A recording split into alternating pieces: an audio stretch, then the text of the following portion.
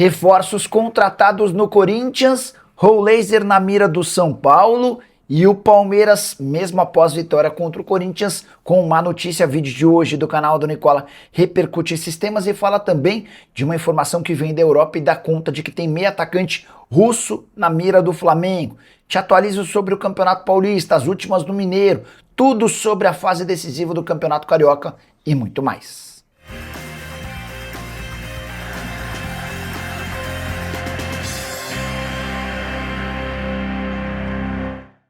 Fala aí pessoal, sou Jorge Nicola, bem-vindos a mais um vídeo do canal, sempre bom ter vocês por aqui, sem perder tempo, pedir para deixar like, se inscrever no canal e ativar as notificações antes das notícias. Bora brincar com o palpitão do Nicola. Nessa segunda-feira preciso de 3 resultados: da vitória do Aros, que é líder no campeonato dinamarquês, da vitória do Maccabi Tel Aviv, que pega um dos piores times em Israel, e da vitória do Fenerbahçe, vice-líder no campeonato turco. Se essa combinação meio óbvia acontecer, a gente pega uma odd de 2,42.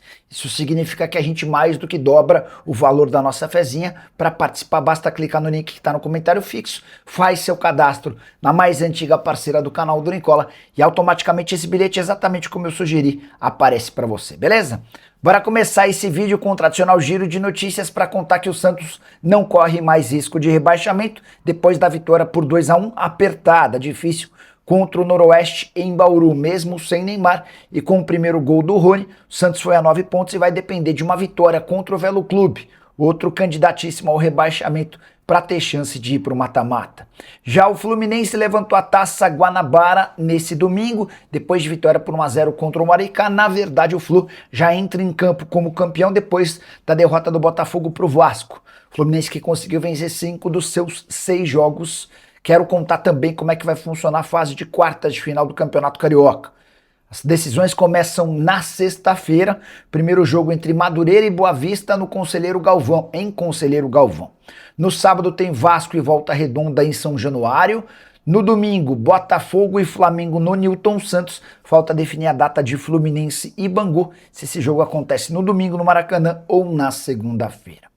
Quero falar agora sobre a Ponte Preta, rebaixada para a Série A2 do Paulista, terceiro rebaixamento em 4 anos e correndo o risco de ver as saídas do seu presidente e do seu diretor de futebol.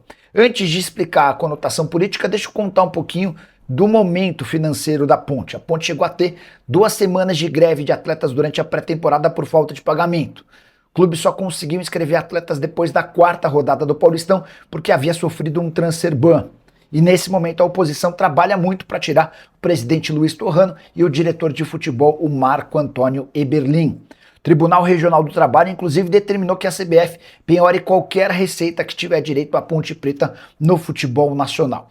A tentativa de derrubar o Eberlin passa por uma possível penhora do Jardim das Paineiras, um dos patrimônios mais importantes da Ponte, avaliado em 34.800.000. Segundo a oposição, o imóvel foi dado como garantia caso a Macaca, em 2023, não efetuasse pagamentos. E aqui vem a polêmica. Os opositores asseguram que o Eberlin não submeteu essa aprovação ao Conselho Deliberativo, ao Conselho Fiscal e aos sócios. Isso poderia ser visto como gestão temerária ou irregular, causando afastamento imediato do Eberlin.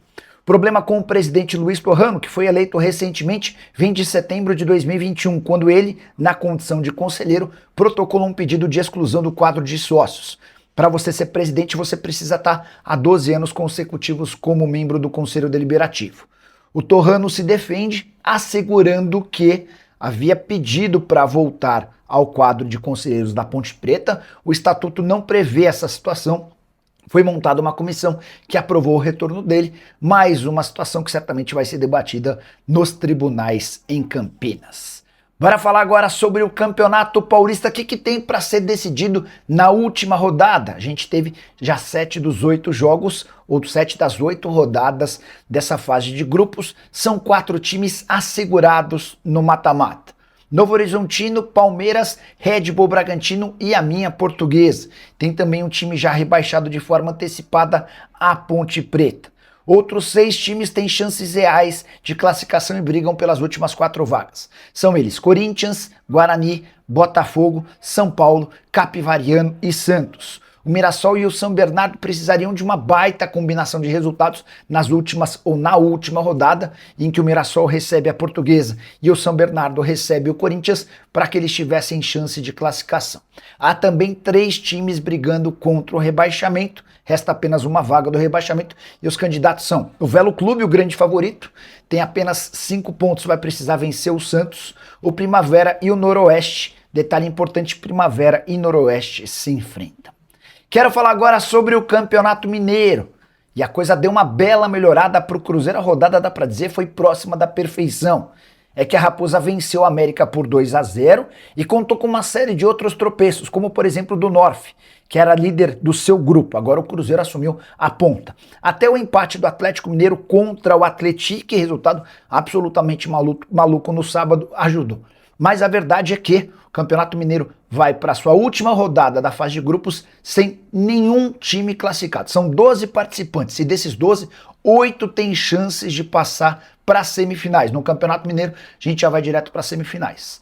Já os outros 4 times brigam contra o rebaixamento, embora com uma curiosidade. O Uberlândia tem chance de se classificar, mas também pode ser rebaixado. Ele é o terceiro colocado do seu grupo com 9 pontos. Se vencer e contar com uma combinação de resultados, vai para a semifinal. Se perder e contar com uma combinação de resultados, também pode ser rebaixado. Só um detalhezinho importante. Cruzeiro só depende de si, vencendo a URT, ele passa para a próxima fase. Essa vitória contra a URT permitiria ao Galo passar com uma simples vitória contra o Itabirito. Só que o Galo não pode terminar empatado em pontos com nenhum de seus concorrentes, isso porque o Atlético tem muitos empates e menos vitórias do que os seus concorrentes. O primeiro critério de desempate é justamente o número de vitórias e todas essas decisões serão conhecidas na próxima e última rodada da fase de grupos do Campeonato Mineiro. E essa história de que o Flamengo está interessado na contratação de um meia atacante russo vem de um site de lá a informação de que Matvei Kislyak, de 20 anos de idade, do CSKA, interessa ao Flamengo. De acordo com essa publicação, o staff do jogador vê com bons olhos a possibilidade de se mudar para o Flamengo. Atleta que disputou 43 partidas e tem 5 gols marcados, passagem por todas as categorias de base da seleção da Rússia, sub-18, sub-19, sub-21, enfim, uma das maiores promessas do futebol russo. Bem pouco comum esse tipo de movimento, em geral a gente perde jogadores brasileiros para equipes russas. Vamos ver como é que essa história termina. Ninguém no Flamengo se posicionou até agora. E a grande verdade é que nesse momento a busca do Flamengo se concentra por um centroavante. Difícil imaginar que mais um meia possa chegar com as permanências do Arrascaeta, com a contratação do Paquetá, entre outros movimentos. Só para completar, contar ainda que o Flamengo, como depois da classificação sofrida, com direito a 7-1 em cima do Sampaio Corrêa, já sabe que terá como adversário no primeiro mata-mata do Campeonato Carioca o Botafogo. O jogo acontece no Newton Santos, partida única no próximo domingo. E torcedores do São Paulo nas redes sociais fazem campanha para que o tricolor contrate Rohlaser, jogador que pertence ao Santos, 25 anos de idade, não tem conseguido brilhar por lá. Só para você entender o contexto dessa história. O Santos procurou recentemente o São Paulo para falar sobre a possibilidade de contratar o Alisson, que está fora dos planos do Hernan Crespo, até aí nenhuma novidade. Foi diante dessa situação que torcedores do São Paulo sugeriram, bom, já que o Santos quer o Alisson, por que o Santos não cede o Rohlaser nessa negociação? Fui procurar o Alexandre Matos, executivo de futebol do Santos, para entender se existe alguma chance desse negócio acontecer, e a resposta é não. Meio óbvio, né? Até pela diferença nas cifras. O Alisson quase foi emprestado ao Corinthians por apenas R$1 milhão, jogador de 32 anos de idade. Já o Rohlaser, de 25, foi contratado pelo Santos por 11 milhões de euros. Uma diferença bastante significativa entre o custo de um e o de outro. Diante desse cenário, com uma negativa do Santos em ceder o Rohlaser, dá para descartar essa ideia que surge como um pedido de torcedores do São Paulo. Tricolor que tem encontrado enorme dificuldade na busca por um camisa 10, por conta da dificuldade financeira e das poucas opções no mercado. Nesse momento dá para dizer que o São Paulo está mais concentrado na reta final do Campeonato Paulista do que encontrar um camisa 10. E você, quem contrataria se fosse dirigente são paulino? Já usa o espaço para comentário e registra a sua opinião, beleza? Quero falar agora sobre o Corinthians com 2 reforços garantidos e que já estiveram em camarotes da Neoquímica Arena para assistir a derrota nesse domingo por 1-0 pro Palmeiras. Labiad, meio atacante marroquino de 32 anos de idade, e Angileri, lateral esquerdo que defendia o Corinthians até 31 de dezembro do ano passado, estão contratados. Eles não foram anunciados ainda, isso vai acontecer nas próximas horas. O fato de estarem em camarotes cedidos pelo Corinthians durante a partida contra o Palmeiras só confirma os acertos. Labiad já passou por exames médicos e, como o próprio Dorival Júnior confirmou depois da partida, chega por indicação de Memphis Depay. Dá uma olhada no que disse o Dorival. Não foi um pedido meu, conheço pouco dele, tive algumas informações do Memphis. Apesar de não ter sido minha indicação, vai ter condições de lutar por seu espaço. O Labiad é um meio atacante que já fez bastante sucesso no futebol holandês, por PSV, Utrecht e Ajax, mas que vive um momento de declínio na sua carreira, não joga desde novembro do ano passado, quando defendia uma equipe chinesa. Já Angileri buscava um reajuste salarial, deixou o Corinthians, conversou com vários outros clubes, não chegou às cifras pedidas e acabou recuando e voltando ao time de Parque São Jorge. Só para completar, a derrota do Corinthians para o Palmeiras impediu que o Corinthians se classificasse de maneira antecipada. O time tem 11 pontos e vai precisar de pelo menos um empate contra o São Bernardo na rodada final no ABC Paulista para não correr o risco de eliminação. Corinthians que foi muito mal nos clássicos, pelo menos no Campeonato Paulista.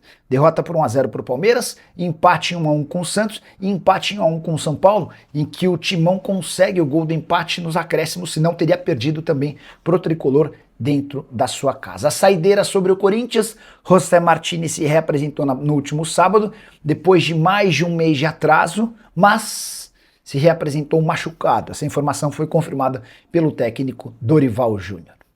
Hora de falar sobre o Palmeiras. Depois de vitória contra o Corinthians na casa do adversário, você espera por notícias boas, certo? Mas preciso contar que Paulinho pode voltar aos campos apenas depois da Copa do Mundo.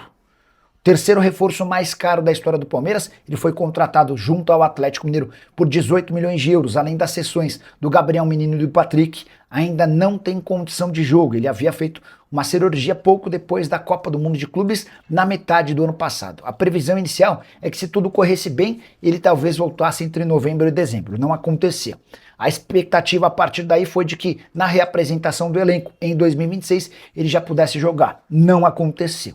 Depois, Palmeiras começou a projetar a possibilidade de tê-lo no primeiro semestre. Agora, diante da dificuldade na recuperação dessa lesão, não se descarta que o Paulinho só tenha condição de jogo a partir de julho. Na semana passada, o atacante fez seu primeiro trabalho dentro de campo, mas sem bola, ainda na companhia de fisioterapeutas. A verdade é que quando a Leila Pereira veio a público para dizer que o Palmeiras não contrataria em hipótese alguma jogadores machucados, ao responder sobre a chance de o Neymar ser contratado, ela acabou mordendo a língua, porque o Paulinho, que é muito bom jogador, acabou se tornando uma péssima opção. 18 milhões de euros, além da cessão em definitivo de outros 2 jogadores da base, por um atleta que até agora só conseguiu estar em campo em 16 partidas, com 3 gols e 2 assistências, com uma observação importante. Paulinho ganha mais de 2 milhões de reais por mês. Você multiplica esses 2 milhões de reais por mais de um ano, tempo que ele está no Palmeiras, tendo jogado apenas 16 vezes, e você percebe que o custo-benefício do Paulinho é horroroso. Só para completar o noticiário, Alviverde, Flaco Lopes está se transformando no herói dos clássicos. Nessa temporada são 5 participações em gol. Ele fez gol na vitória contra o Corinthians. Havia feito também gol contra o São Paulo. Já contra o Santos, ele deu uma assistência, além de outras 2 assistências diante do tricolor. A saideira sobre o Palmeiras. Com a vitória contra o Corinthians na Neoquímica Arena, o Verdão se tornou o time que mais ganhou do Corinthians no estádio alvinegro. São 7 vitórias do Corinthians contra 6 vitórias do Flamengo, 5 do Red Bull Bragantino e 4 do Fluminense. O que você pensa sobre tudo que eu contei? Já usa o espaço para comentário e opine. Não esquece de deixar like, de se inscrever no canal. A gente se encontra assim que surgir notícia. Tchau!